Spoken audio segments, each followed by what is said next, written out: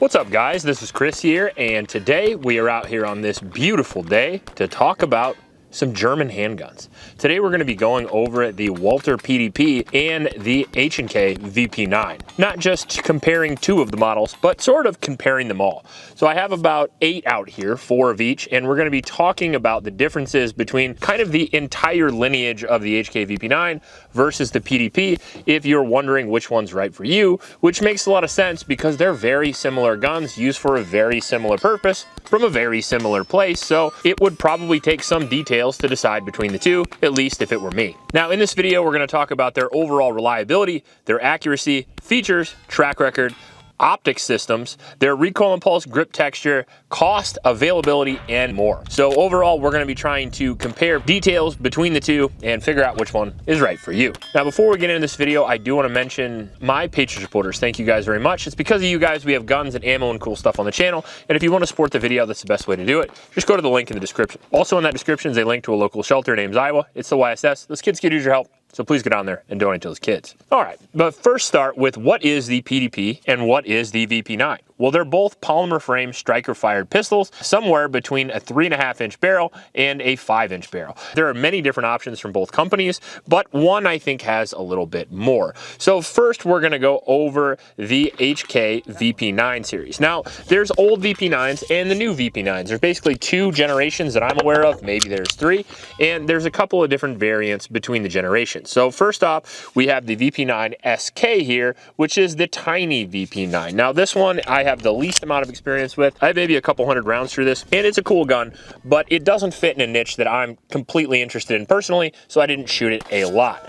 That being said, what HK brings to the table with the VP9, especially like the VP9 SK, is it brings most of all track record. HK is a military contractor, and they make some of the most reliable, durable guns made in all of history. Not just in the last 10 years, but historically over the last 70 at least, HK has been at the front of the line as far as reliability, durability, and overall testing at their factory. The testing at their factory is pretty legendary.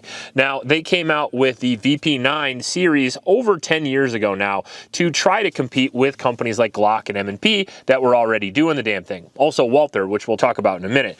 But the VP9 came out with some initial issues, which kind of put it behind the line compared to some other polymer frame striker fired pistols. But all of those that I'm aware of were solved, and to this day, I've had very little, if almost no issues with all of my VP9 models.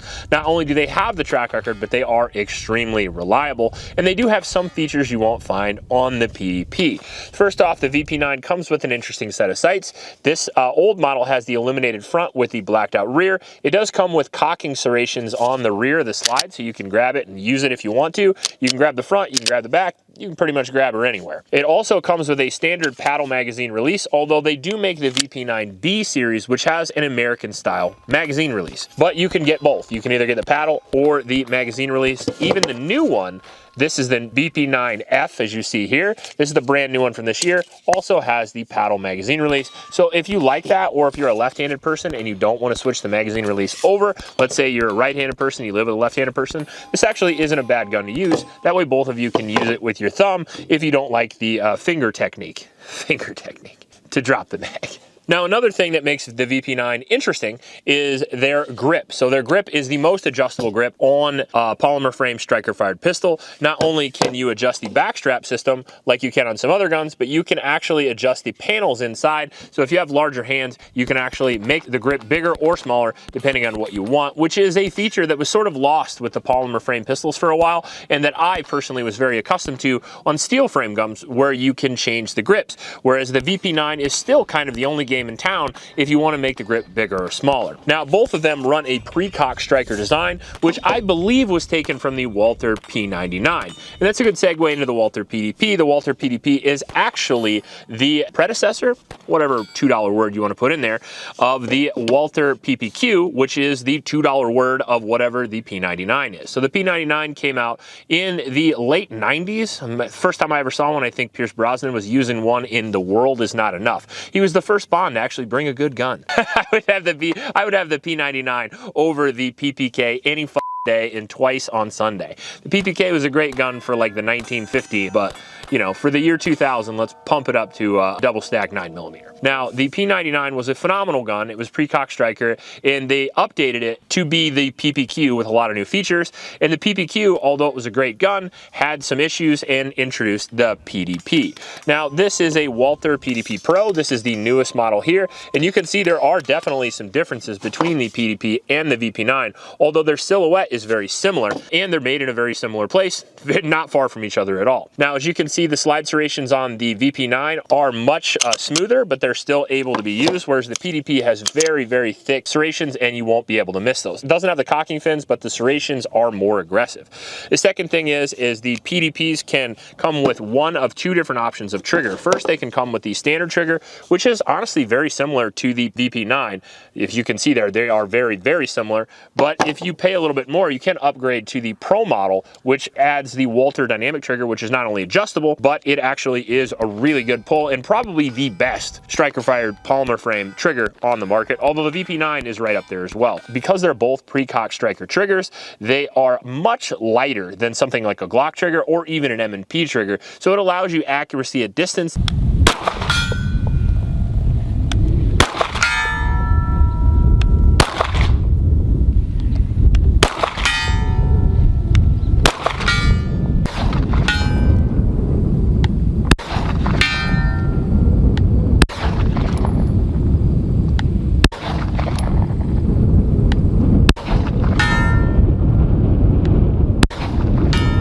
Now you can see another difference between the pistols is going to be the grip. So the PDP here has a, in my opinion, superior grip over the PPQ, but I think still sort of an inferior grip to the VP9 as far as adjustability.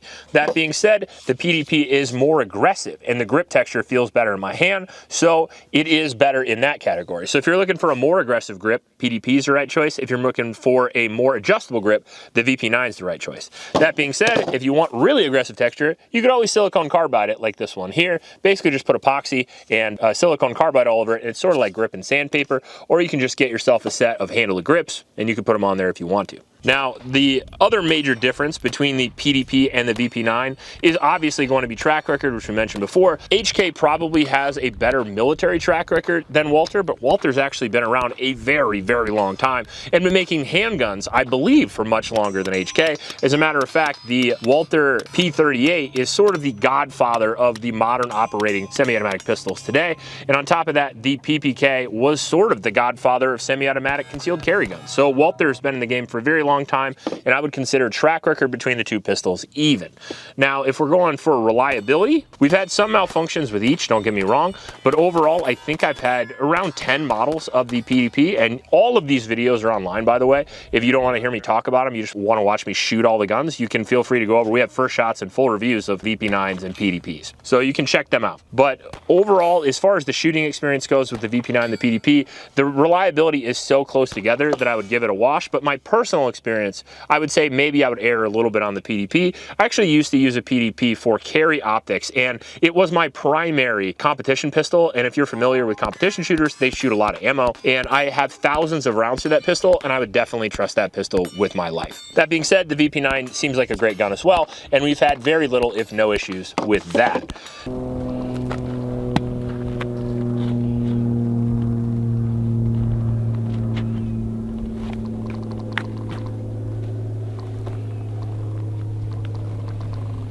All right, so we got some mud on our VP9, as if you dropped it on the ground and stuffed it into the ground with your foot. Oh no! There's a lot of mud in my face.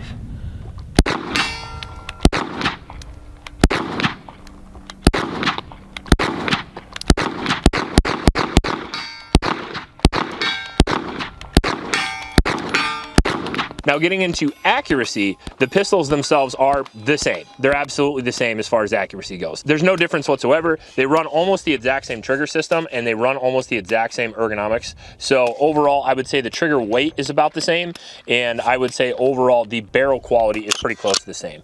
HK might have a slightly better barrel, and maybe they would last a little bit longer than the PDPs, but I don't think most people these days are shooting out barrels and handguns. I mean, unless you're, again, competition shooter, or you're an LE guy or something like that.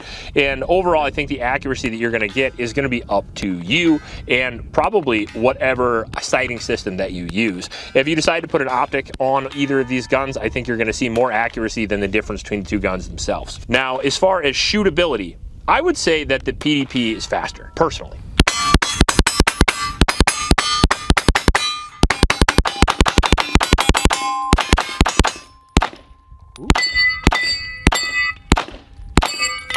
And I think that's because of the grip texture in general. You can lock the pistol down a lot more, and I feel like it sits in my hand a lot more. We'll talk about the steel frame here in a second. But the VP9 has a tendency to slide around in my hand a little bit, and not only does that affect overall speed, it does affect a little bit my confidence with the gun as far as in rain, in snow, and wet conditions, stuff like that. We do mud tests, and we shoot out in the rain here, and Iowa is notorious for insane weather. So I like to err on the side of adverse conditions all the time, and in my personal experience, I feel like the PDP is just a little easier to hold on to, although again, that's totally up to personal preference. As far as the triggers go, I would say that the trigger on the PDP is probably overall better just because you can get better options right out of the factory. You can get this PDP Pro here right out of the factory with an already put in Walther dynamic trigger, and that is going to beat the stock VP9 trigger. Now, I'm not saying you can't get aftermarket VP9 triggers that can rival the dynamic trigger, but you can't get them out of the factory, at least that I'm aware of. Now, the most accurate versions of the PDP and the VP9 are going to be the long slide versions, in my personal opinion. The VP9, the older version, actually has a long slide version, which I really, really liked. I think it's the VP9 long slide. I don't know. The gun itself costs around $1,000, and it gives you a 5-inch barrel, which is a pretty good deal, especially for the shootability and the accuracy of that gun. I've seen that gun in a lot of competitions, and it does fairly well. Now, the most accurate version of the PDP, I'm pretty sure, is going to be the Walther Steel Frame Pro. And this is an upgrade, again, which we'll talk about here in a second. But overall, I would say as far as accuracy, they're pretty close to the same, but I think there are models of the PDP that beat the VP9. Now, as far as ergonomics go, I would say overall, again, edge to the PDP. And the reason why is because of the variety of models that we're going to go into now. So there is a small version of the VP9, there's a compact version of the VP9, there is a 4.5 version of the VP9, and then there's a 5-inch version of the VP9 as well.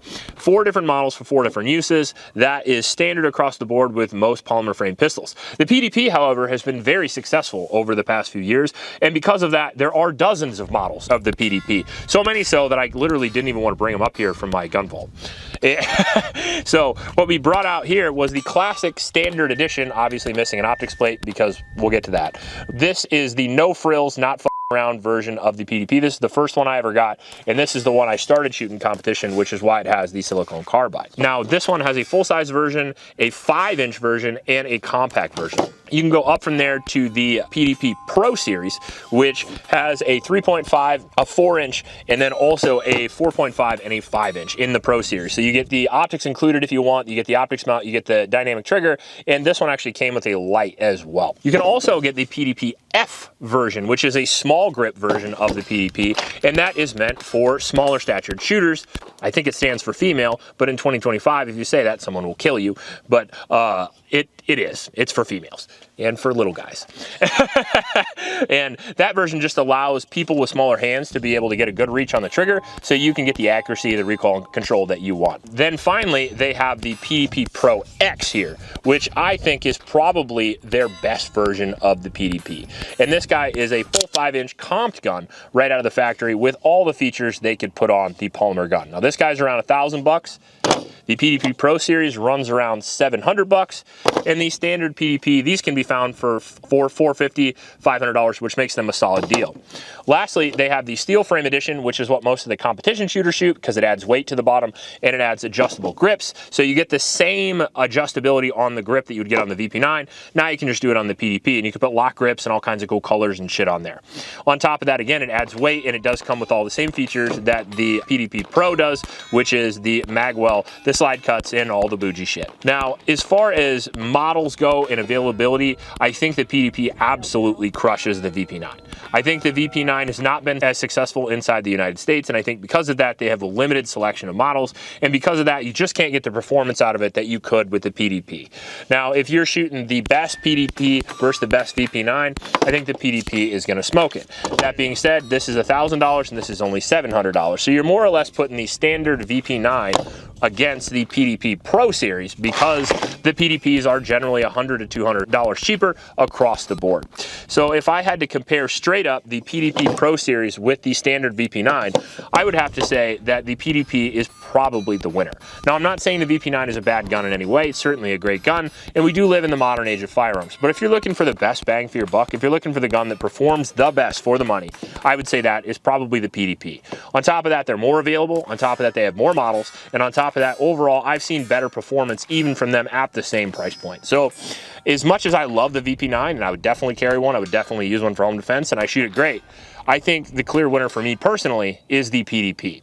Now, I think that's, again, because they're the same reliability, same accuracy. There's just more models of the PDP, and you can just get more features out of the box if you want to. So overall, you just get more options with it, and if you like that, go with the PDP. If you want the standard military track record and the coolness of H&K, just go that route. You can't go wrong with either pistol. Now, as far as optics mounting systems go, I would say the edge is probably slightly to the PDP. Now, neither one of them come with plates, so with the PDP, you're gonna get a little thing in the box and you're gonna have to order it online, whereas the VP9, you have to buy them separately, which kind of sucks because the VP9 is already on average $100 more than the PDP. So if you want to put an optic on it, you have to add another $75, $100 onto that. And I would say that kind of confirms the PDP is at least a better deal and most likely the better gun. I probably missed a lot of shit there, but it's kind of tough to compare 20 different versions of one gun to 20 different versions of another gun. And we did this as a response to a comment that I had. We had a person ask me to do this video, so I figured I might as well answer your question while I'm out here chilling and it's a nice day.